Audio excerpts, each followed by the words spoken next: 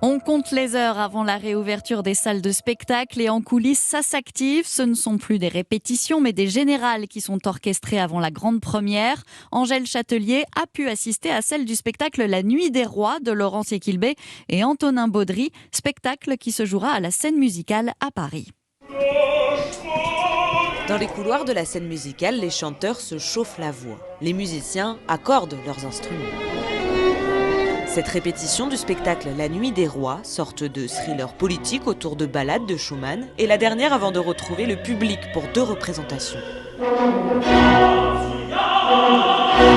Laurence Equilbé, la chef d'orchestre, savoure. C'est vrai que le fait qu'on se soit tellement arrêté pendant longtemps, tout d'un coup reprendre le rythme à fond, c'était quelque chose, il fallait prendre un peu de vitamine.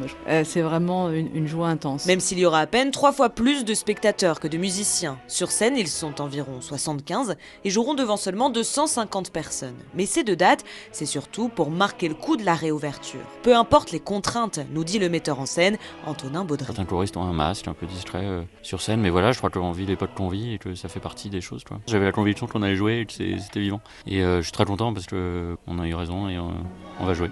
Et le public, semble-t-il, n'attendait que ça. Une fois la date du 19 mai annoncée par le gouvernement pour lever le rideau des salles, les places pour la Nuit des Rois se sont vendues en quelques jours. La Nuit des Rois à découvrir demain et jeudi à la Scène Musicale. Les représentations se joueront à 18h30 pour respecter le couvre-feu. Il reste encore quelques places.